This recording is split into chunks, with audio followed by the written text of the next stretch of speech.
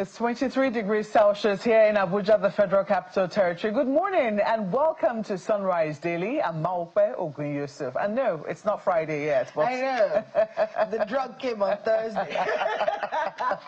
A day early. Good morning and welcome. I'm Kayla. Welcome again to Sunrise Daily. Quite a lot of things we have to talk about. And I think one of our major stories today has to do with our foreign missions. Indeed, Kayla. And what the actual problem is. What's going on. Because it's an embarrassing situation. It is. When you travel outside this country, when you go to our foreign missions, you see there's no lights.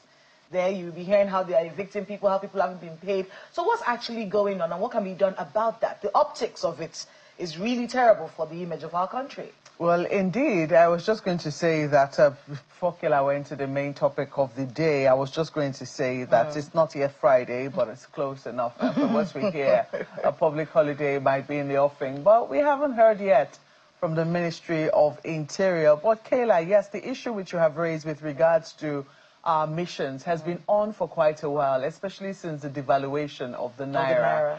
We understand that the amount of money made available in the budget for been increased, and as such, our foreign missions have been suffering when the money is converted into USD. It barely can pay the salaries of those who are working in our missions abroad. Quite a statement released by the Ministry of Foreign Affairs. The statement is signed by Mr. Kimiebi Imotimi Ebiefena, who's the spokesperson of the Ministry of Foreign Affairs. The statement was released on Monday this week, acknowledging the fact that the Ministry of Foreign Affairs acknowledges the financial and operational constraints recently being experienced by several of our diplomatic and consular missions abroad.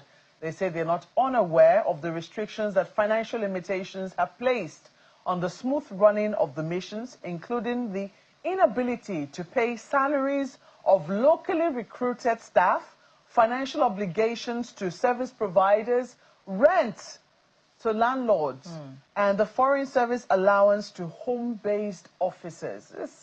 It is truly quite an embarrassing situation. I mean, it's a two-page statement. It goes on to explain why that is and what it is that they are currently doing. But they didn't have to get to this, because if we have very clear inkling of what exactly has been going on, we know that this is not a recent development. So why has it taken so long to resolve this particular matter? These are the issues that we'll be taking on this morning. And we're being joined from the Netherlands by Dr. Sunny Ofehe, who is Executive Assistant to the Delta State Governor on External Relations and Diaspora Affairs.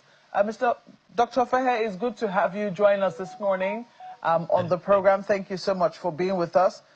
Yeah, may I ask you, I know that you're not directly working with the Ministry of Foreign Affairs or any of our diplomatic missions, but you are in the diaspora representing a state government, so to speak. And I'm sure that you will work very closely with the embassies and perhaps some of the ambassadors who might be reluctant to, share what their experiences have been. Do you want to share some insight into some of the things that you have heard currently happening in our missions?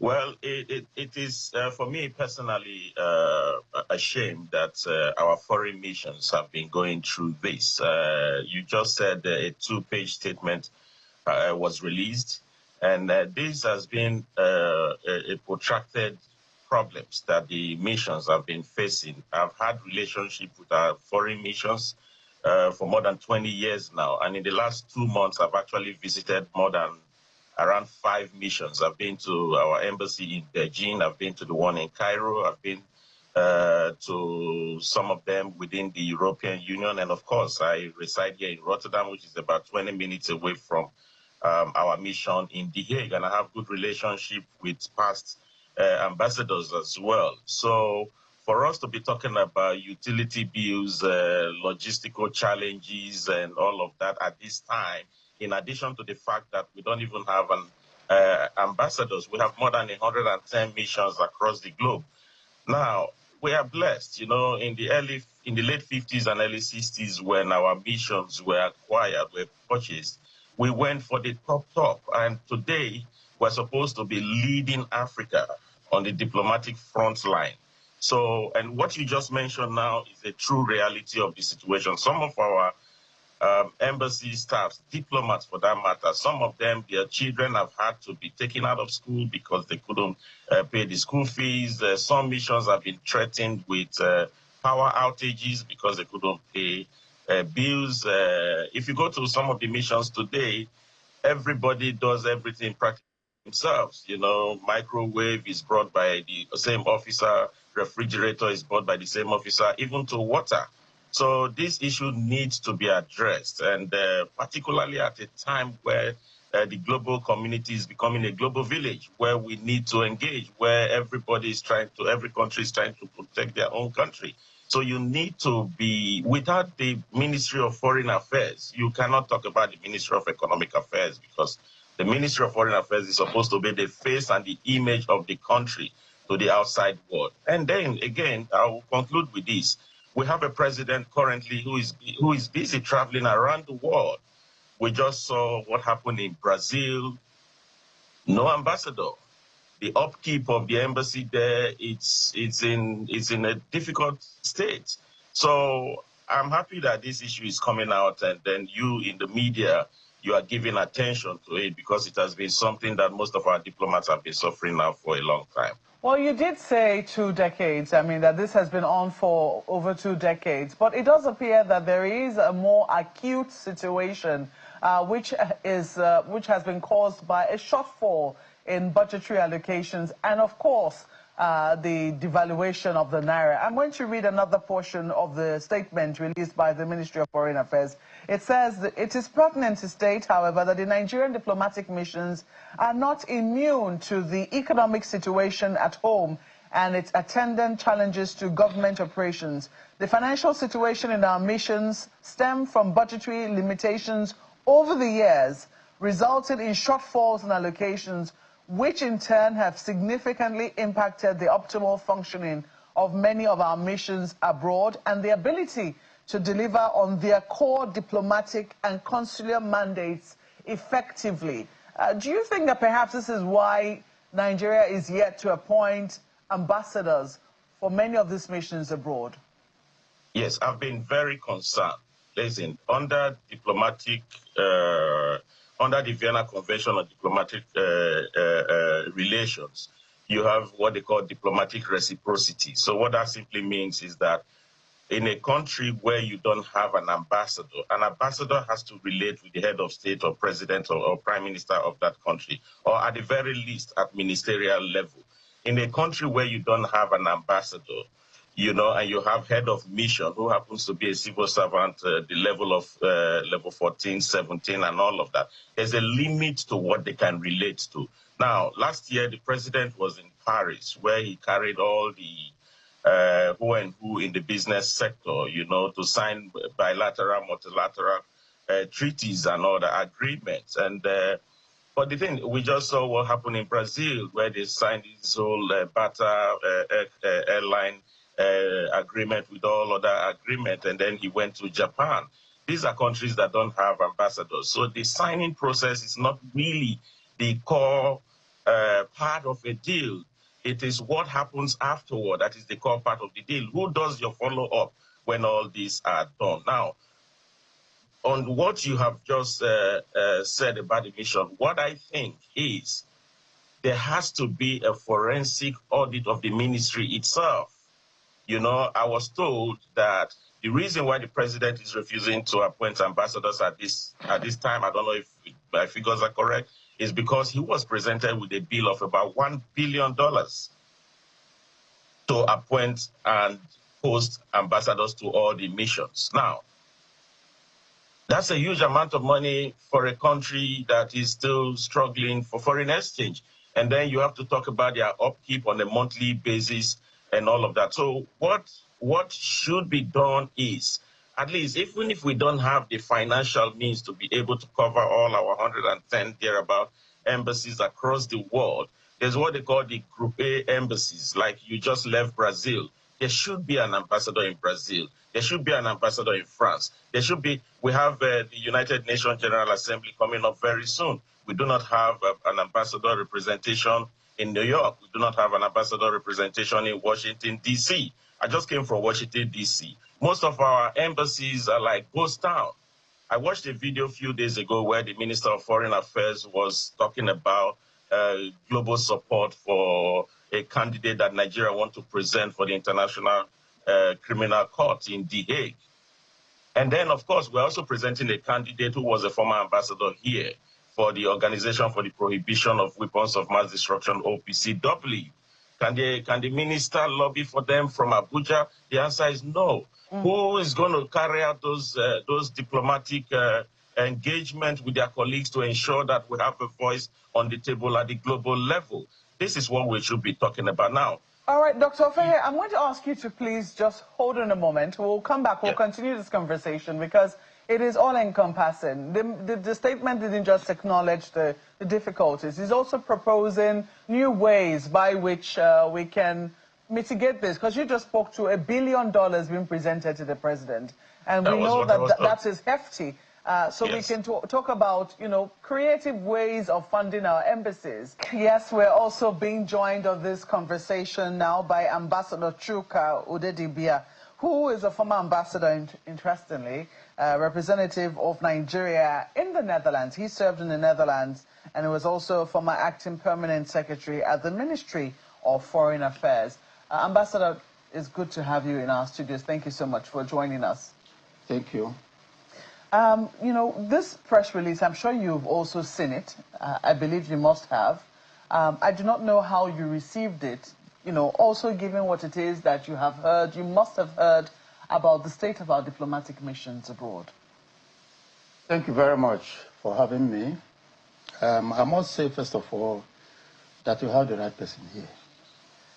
Because I not only have lived through all this, I've handled it at administrative levels, especially in the Ministry of Foreign Affairs. Remember, like you said, I was Undersecretary, Administration and Finance of Ministry of Foreign Affairs, and at various times Acting Permanent Secretary. And I was for about 6 years the head of section of personnel administration of the ministry. So this issue was directly under me. I worked through it in the ministry, for that period in the ministry. Now, I would prefer not to dwell on the symptoms and talk of the causes, the root causes, because there are many. And I've read the ministry's press release. Statement, yeah. Yeah, there's nothing there that is new to me. With the ministry, well, because I still consider myself part of the ministry, the interventions of this nature or efforts of this nature had been taken before. This is not the first time. Now, I would like to dwell, there are about 7, 8, 9 critical issues regarding the issue of financing our missions abroad. Let me begin with the exchange rate, because that's where the problem begins. Now, our missions make expenses in dollars, both what they earn and every dime they spend is in dollars, except in Eurocentric missions, that is Euro countries where they spend the euro. Even there is still foreign exchange. So they don't spend naira. About 10 years ago, 1 naira, the official rate of 1 naira, $1 to 1 naira was 150. Today it's about 1,500 plus. At a point it was even 1,800 plus, And the remittances to the mission for missions to survive, remittances to missions must reflect the shortfall they suffer from the fall of naira, to other major international currencies. But it does not happen. That's where the problem starts, And, throughout this period, what you notice is cumulative shortfall in remittances to missions, more debts, because the ministry, the ministry is a victim. The ministry itself is a victim you know. Now, the ministry has done some special intervention efforts, or, you know, but I can assure, well, let me not assure anything. Don't be surprised if in the next 6 months, you know, the problem comes up again. Yes, we are back to the same situation. At least the next 1 year, it begins again. So that is problem number one. Now, problem number two is property. Because most of the money expenditure that missions make abroad on rent.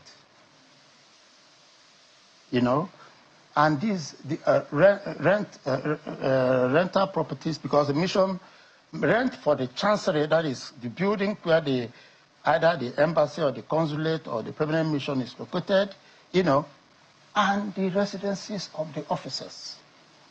And they could be, it's not the kind of rent we pay here. It could be expensive. It's a lot of money. You know, even if you give a mission, what do you call it? Okay, let me even say this at this stage.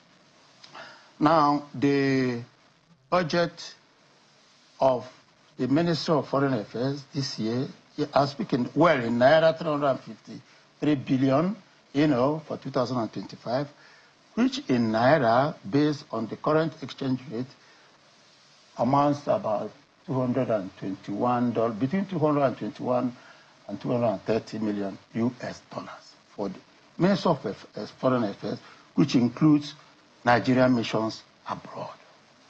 Now, I will still come back to this.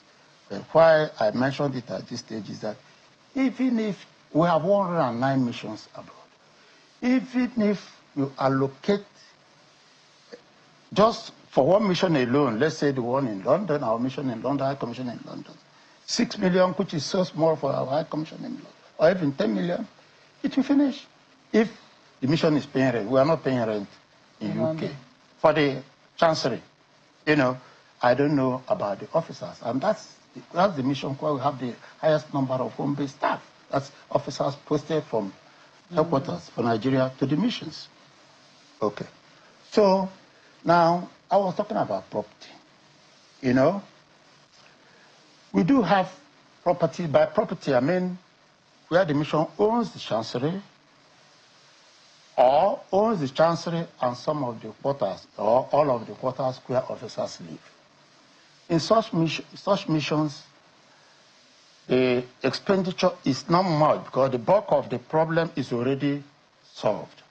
You know, the rest of the problems, you know, rest on maintenance, paying officers, you know, other expenditures.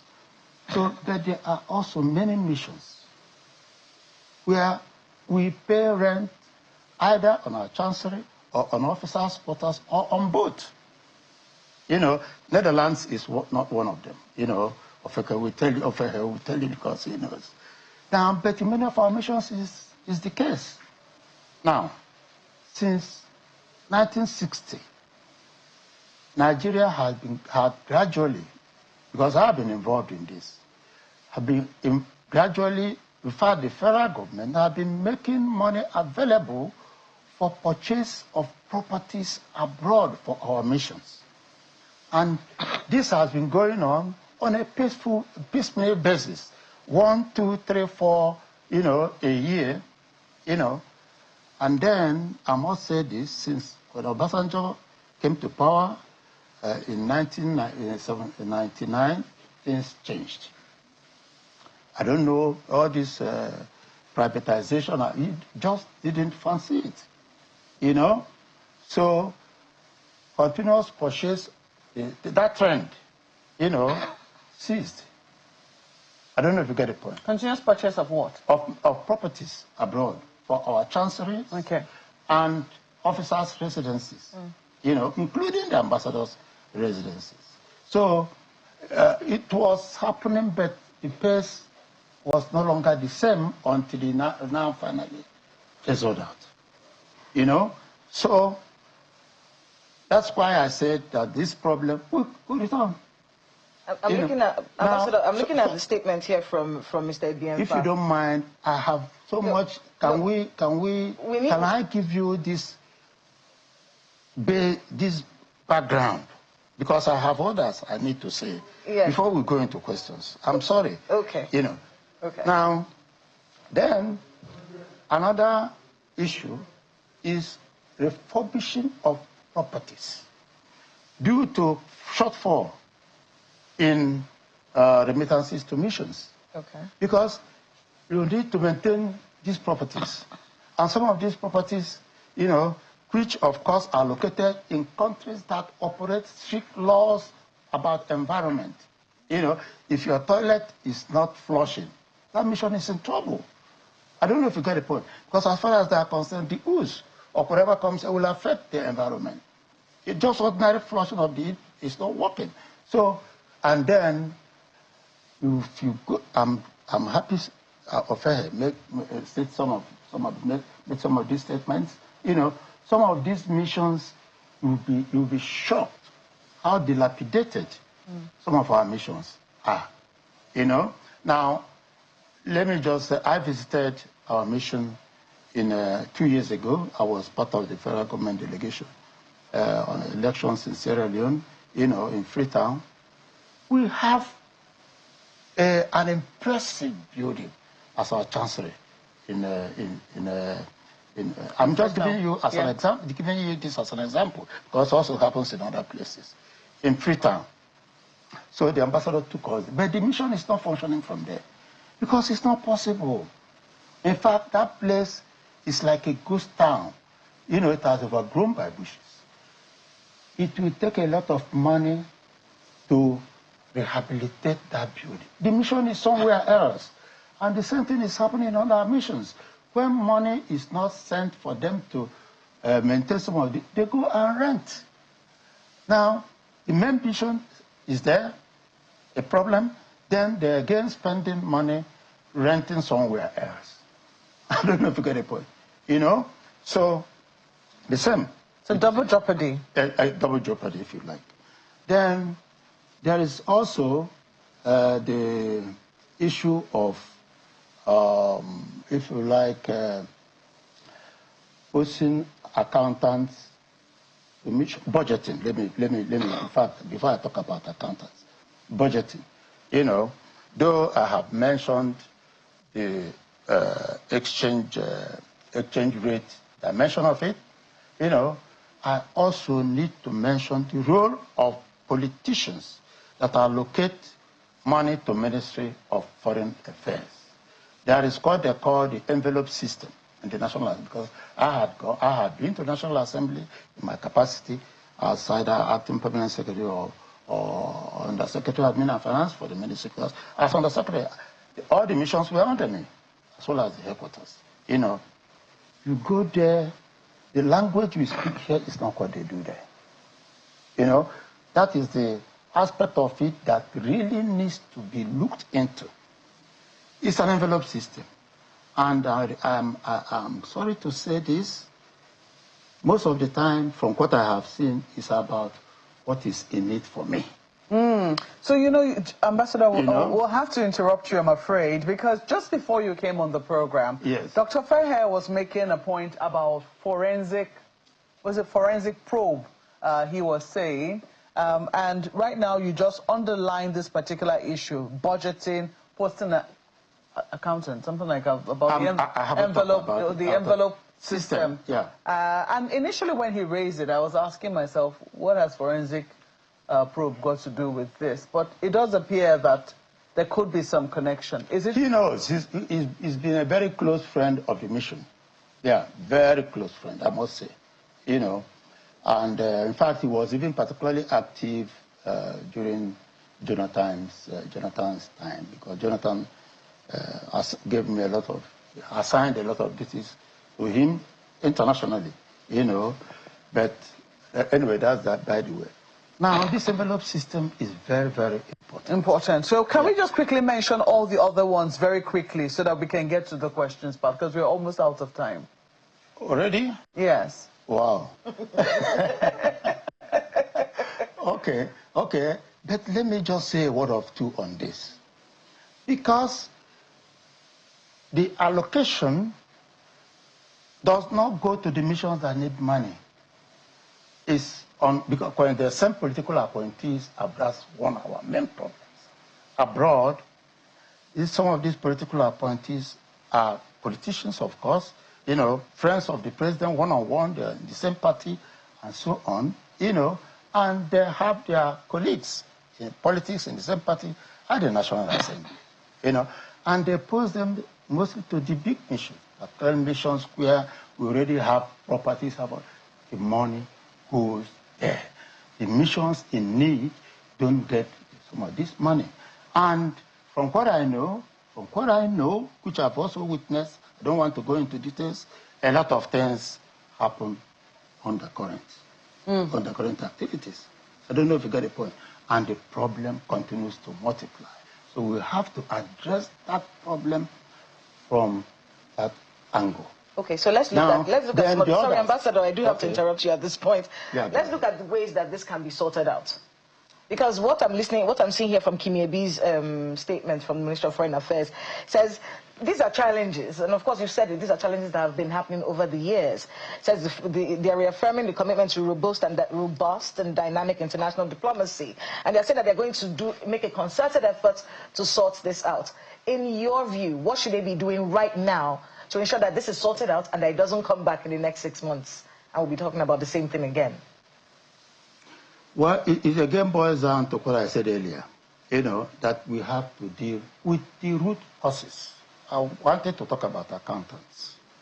During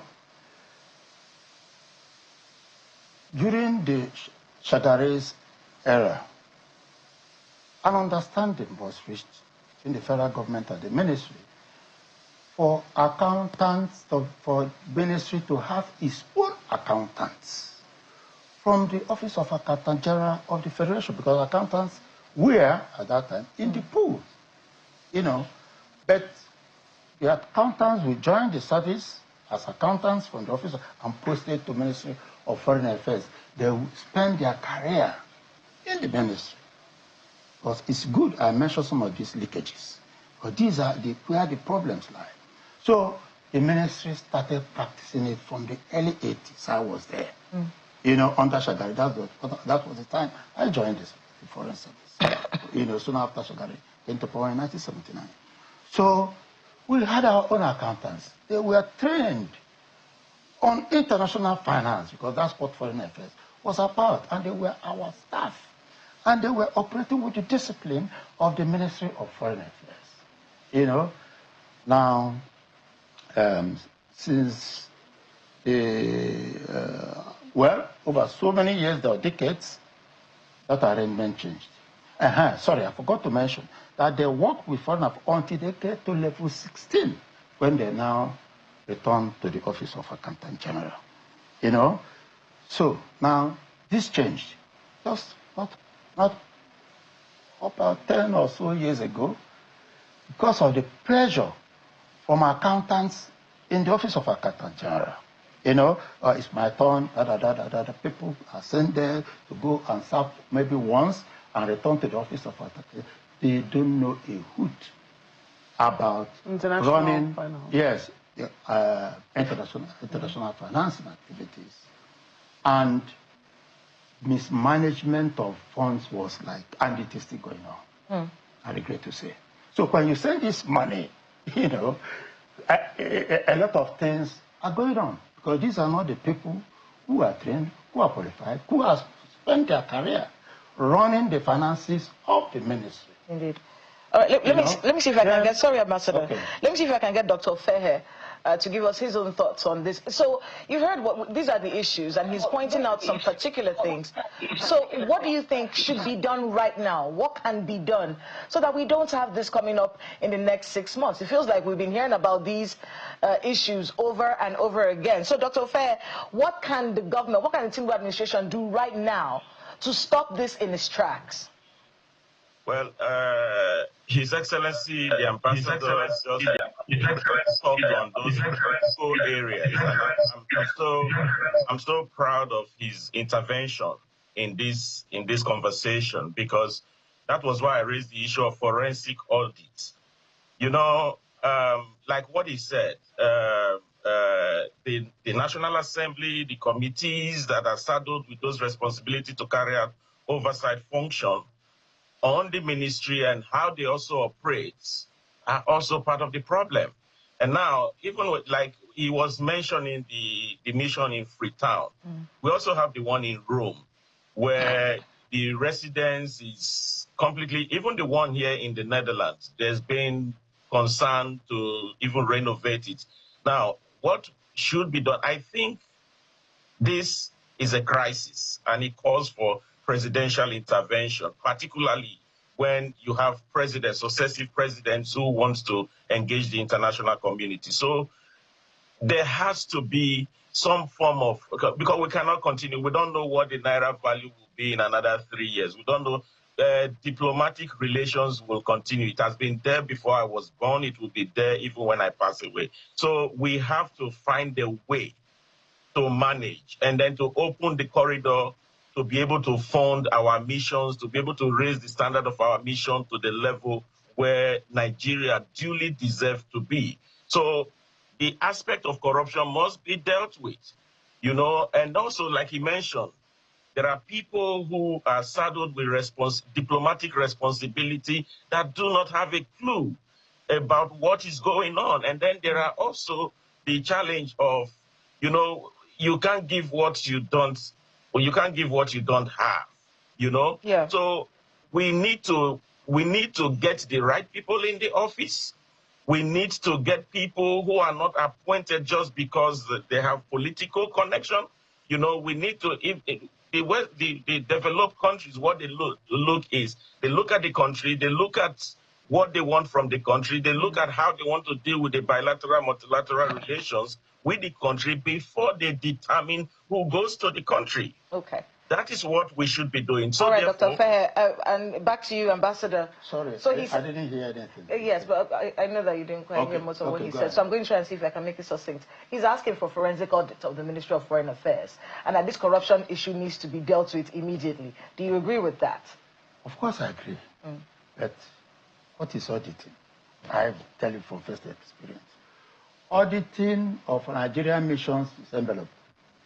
I have to say, they are no longer in this. When you say this envelope system, what does that mean? No. What envelope happens? system, that one is different from the envelope I'm talking about. Okay. Auditors go to the mission, blah, blah, blah, just count the money, give them envelope, give them money. The auditing is done and they go back home. So no actual audit is going on? They just come there to collect money. To collect money and leave? Yes. Especially these political appointees. They just get there. In fact, that they are coming, they know, that going there, I had, when I was heading the part of the ministry, I visited some of these missions. And I also was an officer of the mission my entire career, 35 years in the foreign service. Yeah. So you saw this happen? I saw everything. So when they go there, yes, they do whatever, collect files, and look at it, but in the end, political appointees give them envelope, and they return home. Do you think that there is a way out, though? How optimistic are you, given what it is that the spokesperson has said and the work that they say is being done to make sure that we do not face this sort of embarrassment again? Of course, I'm very optimistic. But these issues I raised need to be brought to the attention, or the president needs to have the whole picture. So right now we do not have ambassador. I'm happy you mentioned mentioned the case of Brazil, the situation in Brazil, which was an embarrassment for lack of ambassadors. But even for the appointment of ambassadors, we have to be careful in sending politicians abroad in the number we do to our missions. It's brigandage. I regret to say so, because, you cannot deal with them because as head in the ministry, the job is to discipline them. But you are trying to discipline people who are on first-name basis with the president. Even the foreign minister cannot. I don't know if you get the point I'm making. You know? So we have to be careful the number of political appointees we send abroad.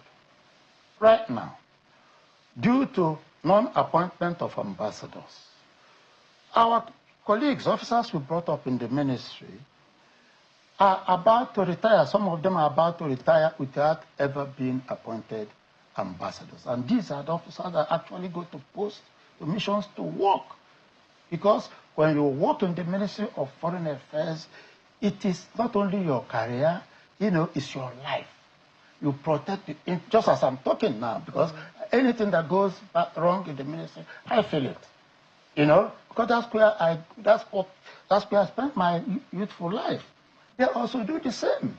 You know, when they go on posting as ambassadors, they devote themselves, you know, frankly, to represent the federal government. Not the politicians that will go there, after all, it's just 4 years and just rake the whole place and go away. An officer, diplomat, career diplomat, has been going on posting for 35 years. You know, he wants to leave a legacy. You know, so we have to submit some of these concerns to the president. We start afresh. We start buying missions abroad. We start allocating money to missions. We start reflecting exchange rate, and the budgetary allocation. You know, that is the only way out.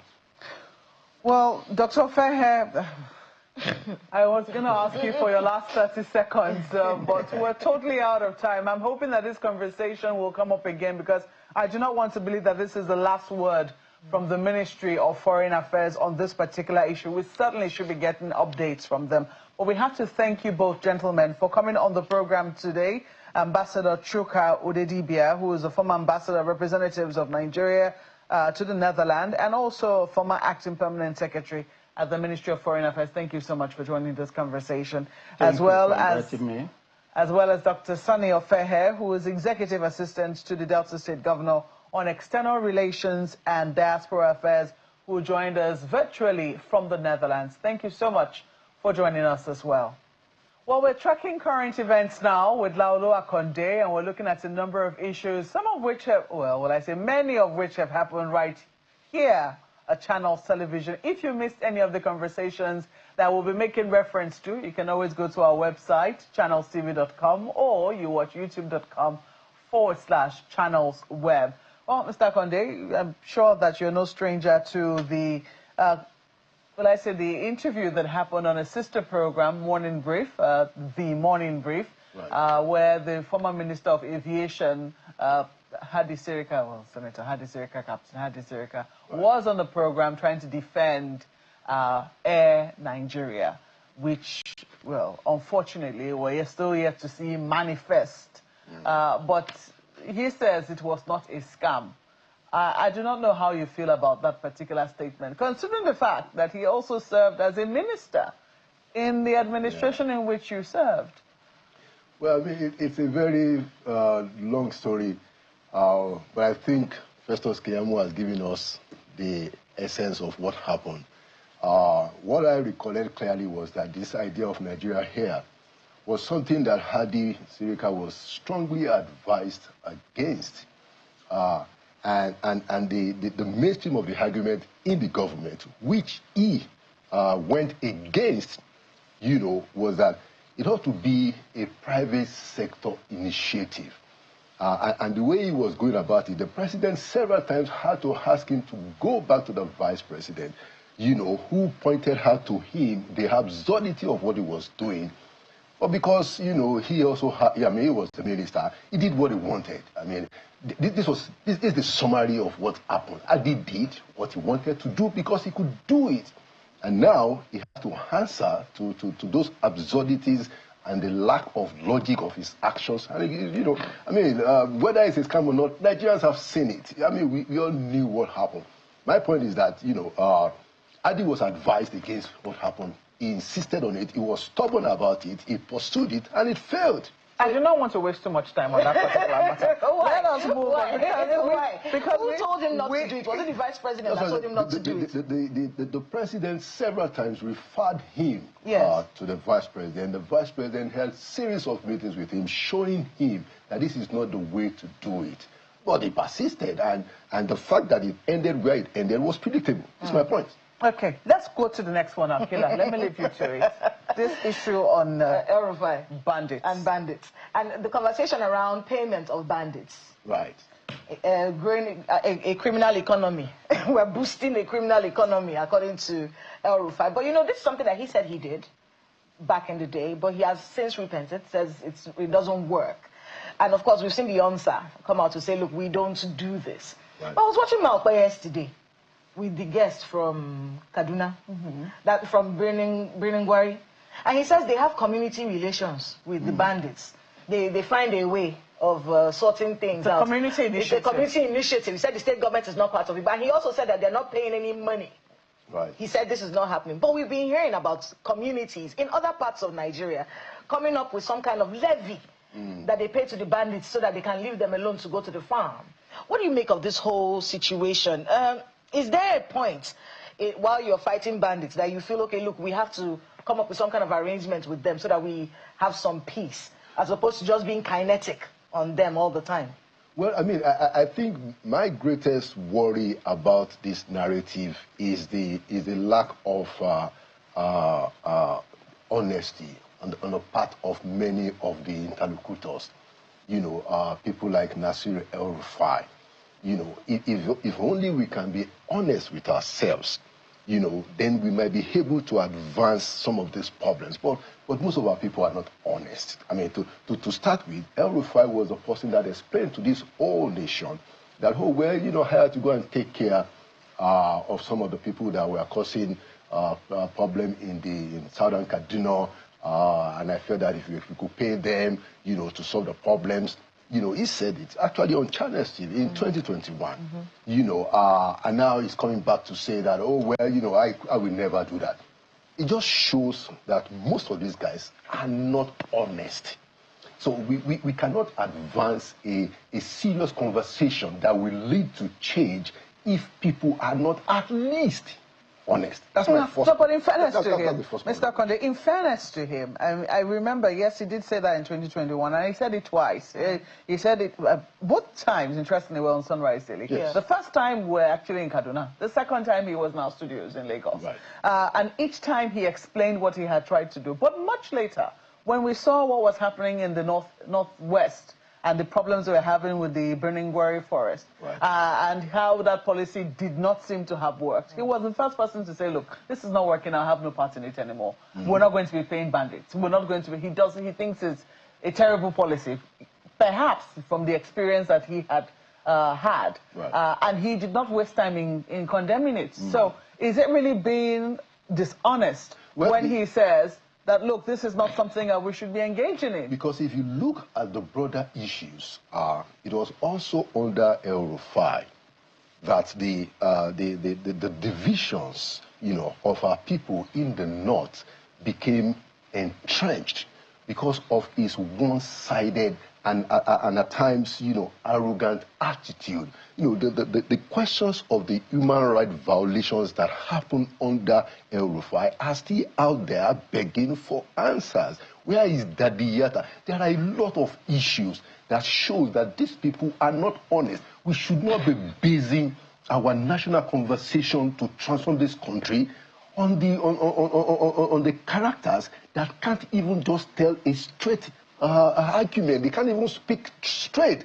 Their conversations, their narrative depends on where they stand in the political balance. No, we need non-partisan rhetoric. That's my point. Okay, fair enough. But can we also go to sleep, or can we rest assured with the response of the Office of the National Security Advisor? Well, I think that if there is evidence, you know, which again, you know, Madam El-Rufai, you know, had nothing to substantiate his very wide allegations. You know, he says that, oh, when the time comes.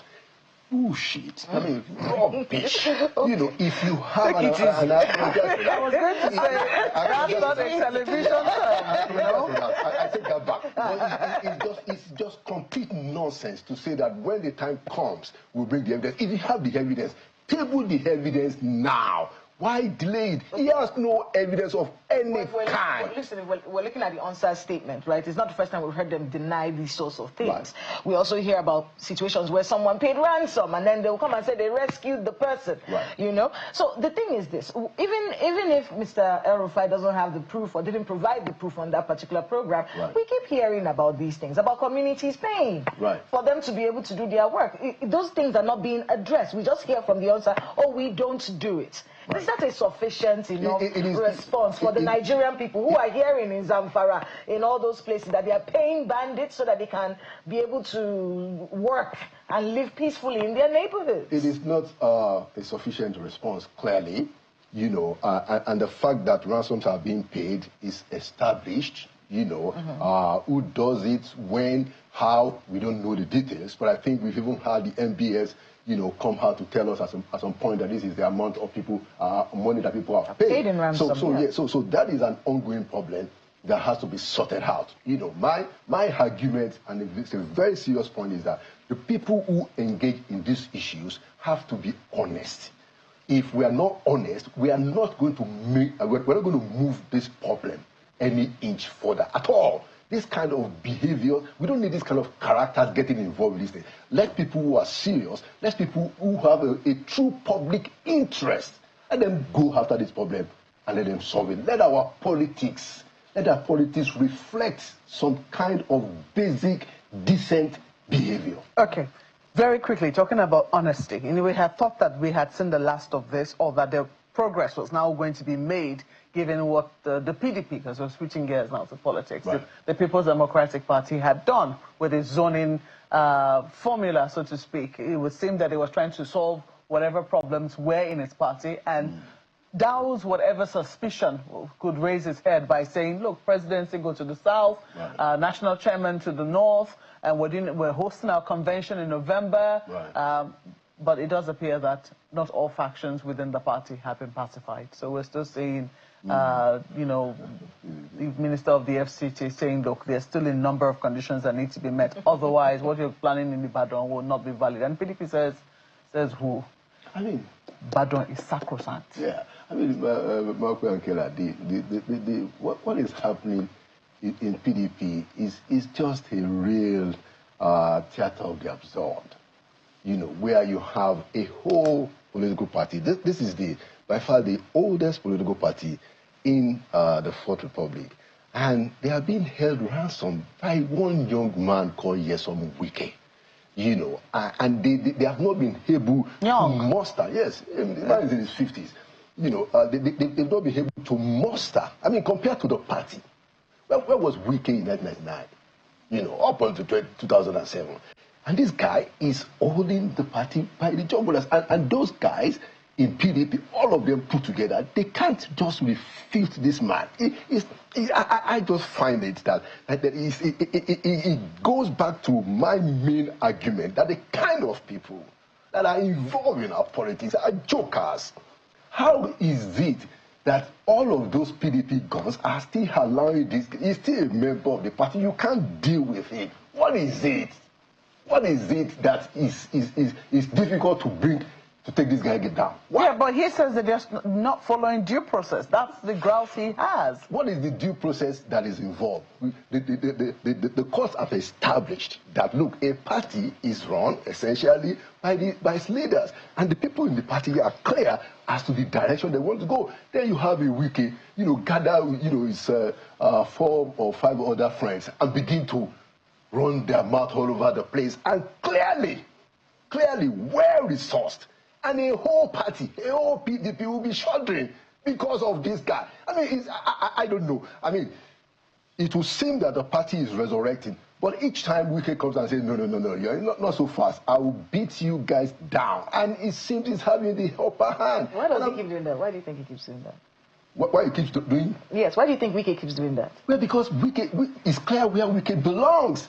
Wike is in PDP, and Wike is in APC. The only Nigerian politician who has managed to be in both places.